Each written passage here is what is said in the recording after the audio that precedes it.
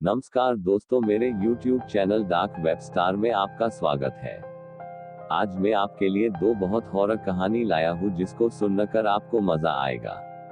इंसानों का खून पीकर प्यास बुझाने वाली एक डायन छत्तीसगढ़ राज्य के बिलासपुर ग्राम के निकट जांजगीर इलाके में आज भी खून की प्यासी डायनों का बसेरा है।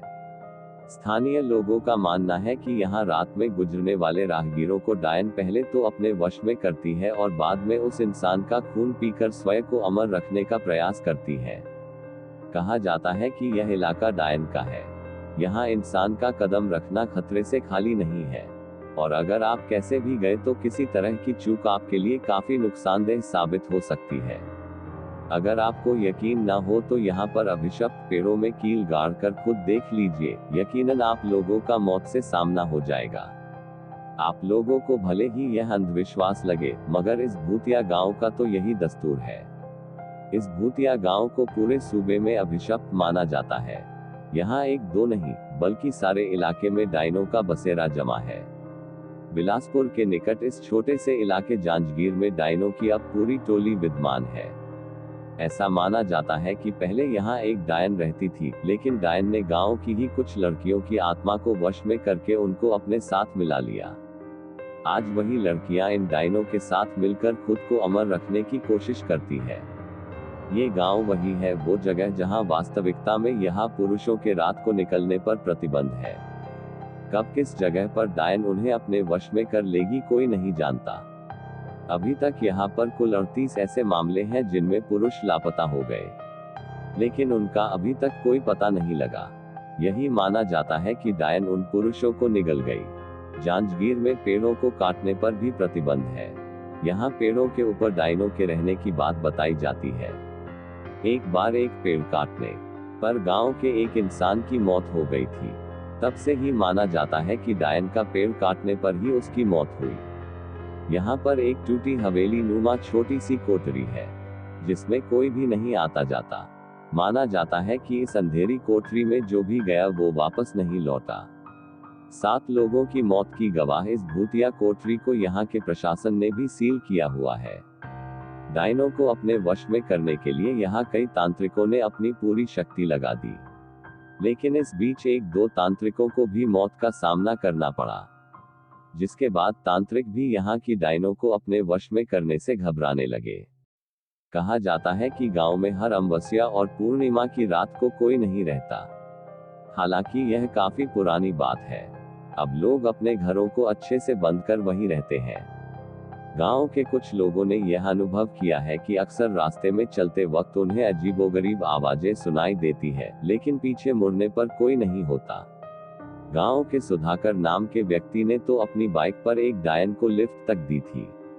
काफी लंबा रास्ता तय करने के बाद उसे एहसास हुआ कि पीछे कोई बैठा ही नहीं था। जांजगीर के लोगों का मानना है कि यहाँ कई साल पहले एक खूबसूरत महिला के साथ गांव के कुछ शराबी लोगों ने बलात्कार किया, उसे बंदी बनाकर रख दिया और बाद में उसकी उस महिला की बेरहमी से हत्या कर दी। इसके बाद वही डायन बनकर यहाँ अपना बदला पूरा करती है, जिसकी डरवानी हंसी से आज भी रूह कांप जाती है।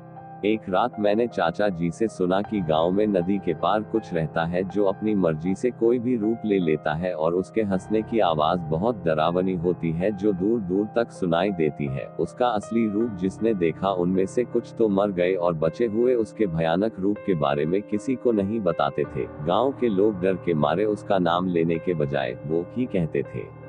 खैर, उस रात मैंने ये सारी बात अपने दोस्तों को बताई और साथ चलने को बोला। कुछ तो डर गए और कुछ मेरे साथ चलने को तैयार हो गए। अब हम 4 दोस्त, मैं, बिट्टू, पवन और अशोक नदी की तरफ चल पड़े। हम खेतों में से जा रहे थे और आसपास कोई नहीं था। फिर हम नदी के ऊपर बने पुल से नदी पार करके बंजर जगह पर पहुंच गए, जहां बहुत से आक के पौधे थे जिसके ऊपर आम जैसे फल लगे होते हैं, जिसके अंदर रुई जैसा कुछ होता है। हमें बाद में पता चला कि रात को उस पर थूकने से वो पीछे पड़ जाता है। पवन ने आम समझकर उसे खा लिया और कड़वा होने की वजह से वही पौधे पर थूक दिया। अचानक हमें पीछे से किसी के दौड़ने की आवाज आई, पर वहाँ कोई नहीं था। हम डरकर घर की तरफ भागे और गांव में पहुंचकर अपने घर की तरफ चल दिए। पवन और बिट्टू का घर एक ही रास्ते में था। जब वो साथ साथ चल रहे थे तभी पवन के पापा सामने खड़े मिले और बोले कि बेटा मैं तुम्हारा ही इंतजार कर रहा था, और वो तीनों साथ में चल पड़े। बिट्टू के घर के पास पीर बाबा की दरगाह थी। बिट्टू के पापा ने वहां पहुंचने से पहले ही पवन से बोला कि बेटा आज दूसरे रास्ते से चलते हैं। पवन बोला चलो ना पापा, इसी रास्ते से चलते हैं, बिट्टू को भी घर छोड़ देंगे और दरगाह पे माथा भी टेक लेंगे। पर उसके पापा ने गुस्से में नहीं बोला और दूसरे रास्ते की तरफ चल पड़े। बिट्टू अपने घर की तरफ चल पड़ा और अचानक दरगाह के पास गिर पड़ा। पवन अपने पापा से हाथ छुड़ाकर बिट्टू को उठाकर उसके घर ले गया। उसने पीछे मुड़कर भी नहीं देखा। जब वो दोनों बिट्टू के घर पहुंचे तो उनके ये देखकर होश उड़ गए कि बिट्टू और पवन दोनों के पापा बातें कर रहे थे। पवन को देखकर वो बोले कहाँ खेलने गए थे बेटा, इतना टाइम हो गया। पवन घबराकर बाहर की तरफ दौड़ा और उसे दूर दूर तक कोई नजर नहीं आया और अचानक एक डरावनी हंसी की आवाज सुनाई दी और सब शांत हो गया। उसके बाद ये सारी बात उसने मुझे बताई और आज तक वहाँ कभी नहीं गए। इस घटना को कई साल बीत गए लेकिन पवन आज भी उस डरावनी हंसी को नहीं भुला पाया है। तो आज की कहानी कैसे लगी आप सब कमेंट्स में बताएं और हमारे YouTube channel dark web star को सब्सक्राइब करें और बेल आइकॉन ऑल पे करें ताकि हम आपके लिए ऐसे वीडियो रोज लाते रहे।